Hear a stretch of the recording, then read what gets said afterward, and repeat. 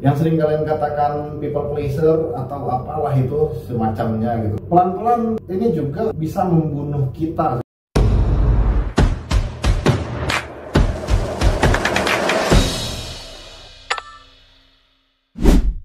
Assalamualaikum warahmatullahi wabarakatuh.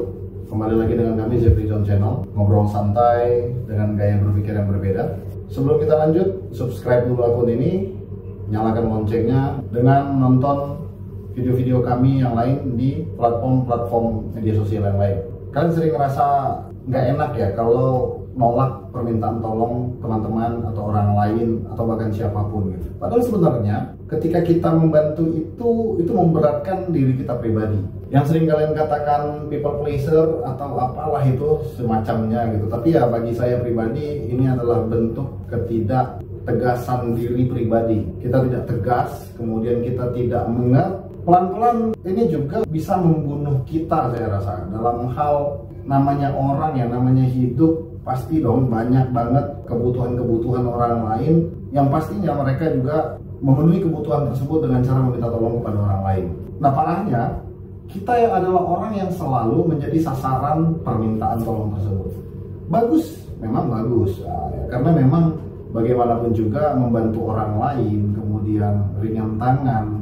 Ringan tangan itu bukan mukul ya atau apapun itu, tapi ya ringan tangan itu yang tetap dalam konteks membantu orang lain. Saya kira ini adalah hal yang luar biasa, dan ketika kita ikhlas membantu orang lain ini tidak dimiliki oleh siapapun ya. Tapi ingat bahwa untuk membantu orang lain ini dibutuhkan keikhlasan. Nah, yang luar biasa di sini bukan membantu orang lainnya, tapi keikhlasannya.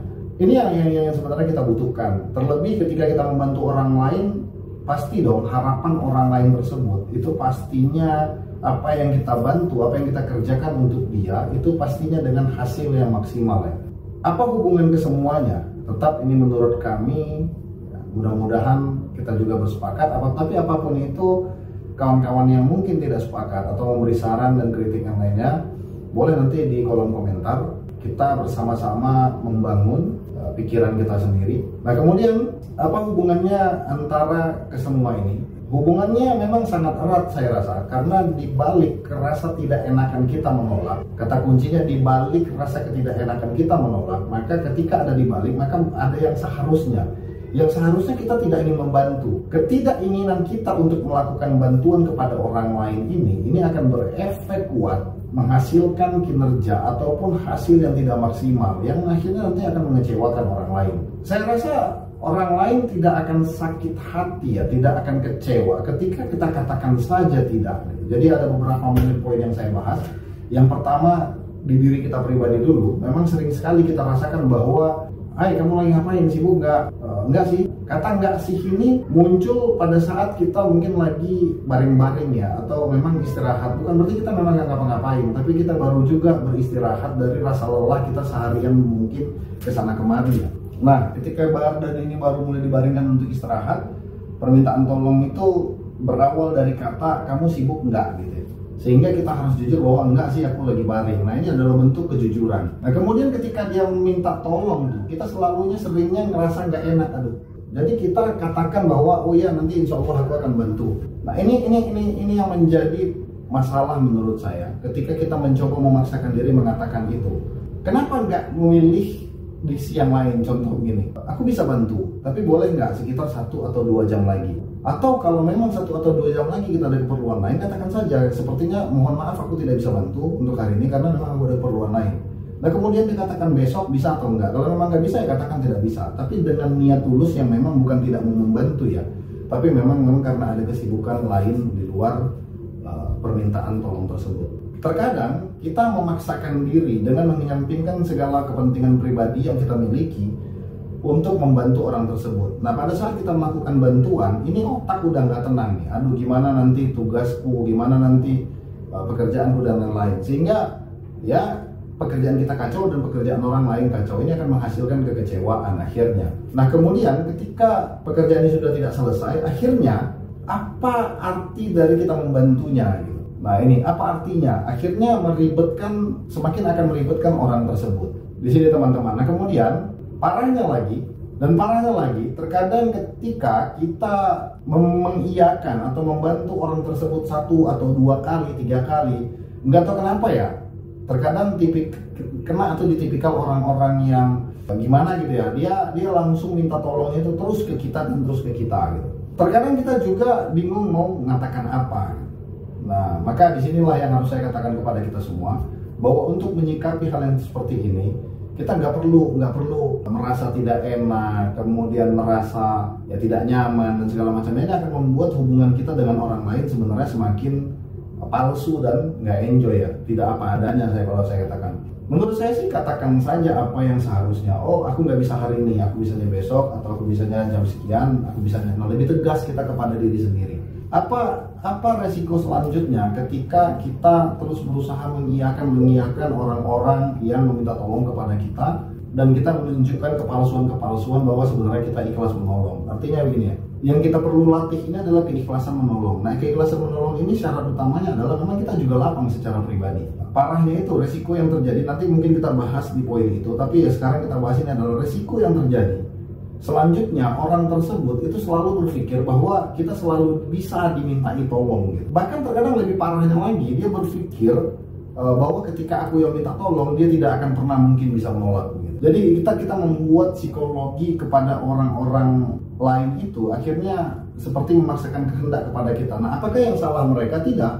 Tidak hanya mereka yang salah, tapi memang kita yang tidak punya ketegasan terhadap diri kita sendiri. Sehingga mungkin kita bisa lebih tegas, kemudian berkata jujur dan apa adanya, agar orang lain juga tidak salah dan menilai kita palsu. Agar kita juga tidak palsu dan orang lain juga tidak salah menilai kita. Nah, kemudian bagaimana menyikapi ini? Yang perlu kita latih sebenarnya adalah keikhlasan kita. Latih keikhlasan untuk banyak-banyak membantu orang lain. Dengan catatan, keikhlasan ini juga bisa terjadi ketika kebutuhan pribadi kita, kepentingan pribadi kita, dan pekerjaan atau urusan pribadi kita itu sudah tidak ada lagi memang, atau memang kita tidak ngapa-ngapain gitu ya. Jadi kita latih dulu keikhlasan kita dengan syarat ya, penuhi dulu segala kepentingan diri pribadi kita. Karena memang yang paling baik adalah kita menolong diri kita sendiri, kemudian menolong orang-orang terdekat kita, barulah menolong orang banyak ya begitu ya. Kita nggak mungkin bisa menolong orang lain ketika bertabrakan dengan hal yang harusnya kita menolong diri kita sendiri.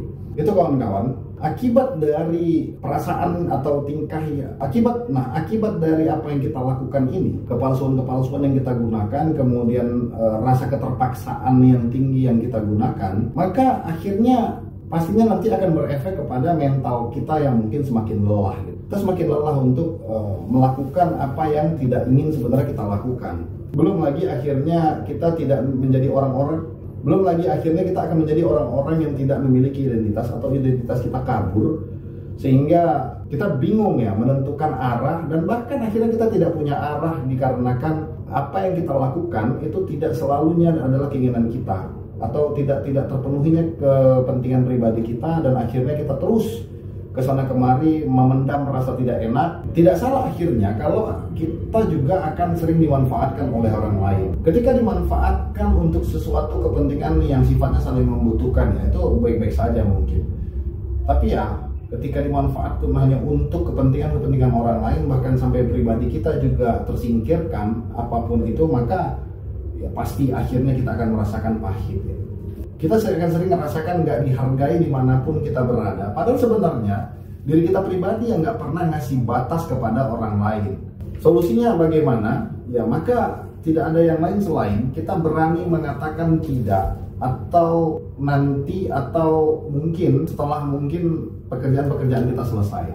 Kuncinya adalah keberanian untuk itu. Jadi begitu teman-teman, saya hanya ingin berbagi mungkin kepada semua kita yang pernah merasakan rasa seperti itu ya, rasa tidak enak, rasa apapun itulah yang akhirnya membuat kita kebingungan, kemudian punya beban yang begitu dalam terhadap permintaan tolong orang lain. Nah, salah satu kuncinya lagi adalah kita harus bisa memisahkan antara rasa bersalah dengan tanggung jawab. Nah, ini poin pentingnya.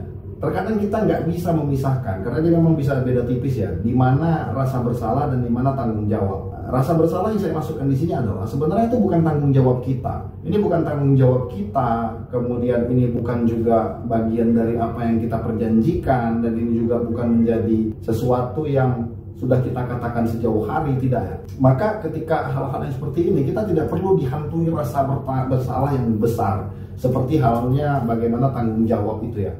Kecuali ya mungkin hal-hal yang memang sudah menjadi tanggung jawab kita, memang sudah menjadi apa yang harusnya kita selesaikan karena memang pernah kita perjanjikan atau kita katakan jauh hari sebelumnya mungkin ya. Nah maka untuk itu ya kita harus bertanggung jawab, dan ketika ini tidak clear maka ya mau tidak mau, suka tidak suka, rasa bersalah itu harus ada. Nah di sini teman-teman, semoga apa yang kami katakan, apa yang kita bahas di sini bisa menjadi renungan untuk kita semua, agar satu poin atau satu tahap kita bisa memperbaiki apa yang salah di dalam mental hidup kita gitu. Saya rasa begini, akhirnya mengatakan tidak itu bukan berarti kita tidak pernah mempunyai niat untuk membantu orang lain. Mengatakan tidak itu bukan berarti kita tidak punya kepekaan hati terhadap kesusahan orang lain. Mengatakan tidak itu bukan berarti juga kita menjadi orang-orang yang tidak punya pikiran dan tidak punya hati, tapi lebih kepada punya hati dan pikiran, punya kepekaan hati, punya rasa tanggung jawab kepada diri sendiri dulu, barulah orang-orang terdekat dan orang lain. Saya rasa itu yang paling perlu, yang harus kita tanamkan dalam diri kita. Tapi tetap saya harus kecualikan ya dalam hal ini. Terkadang jangan sampai justru kita tidak bisa memetakan mana hal-hal yang memang tanpa harus berpikir panjang kita harus mendahulukan menolong orang lain daripada diri kita sendiri. Contoh misalnya ketika mungkin tetangga kita sudah berhadapan dengan nyawanya ya, atau dia lagi sakit keras yang tiba-tiba memang harus segera dilarikan ke rumah sakit ya. Saya rasa sangat tidak baik ketika kita mementingkan pekerjaan kita yang mungkin hari itu bisa kita tinggalkan daripada harus menolong orang tersebut. Nah itu tetap dalam poin-poin pengecualian ya, agar tidak menjadi salah kaprah kita mendengarkan video ini. Bagi kita yang mendengar, mudah-mudahan video ini memberikan manfaat bagi kita semua dalam rangka tahap satu persatu memperbaiki mental kita masing-masing. Bukan hanya kalian, tapi juga saya yang memberikan video ini. Mari bersama kita melatih keikhlasan kita, ikhlas untuk membantu diri sendiri, orang terdekat, dan orang lain, agar kita juga bisa mencapai kebahagiaan hidup. Kebahagiaan hidup itu adalah ketenangan. Ya, tenang jika orang lain semua merasa bahagia dengan adanya kita. Orang lain semua tertawa dengan kehadiran kita, dan orang lain akan menangis ketika kita tidak ada lagi di hadapannya, atau bahkan mereka kecarian ketika kita tidak ada lagi di hadapannya. Tapi ingat, untuk mencapai semua itu bukan berarti kita selalunya harus berkata iya dan aku bantu, tapi kata tidak juga yang tidak mengecewakan orang lain akan menghasilkan hasil yang baik di akhirnya. Demikian, billahi fisabilillah, fastabiqul khairat. Assalamualaikum warahmatullahi wabarakatuh.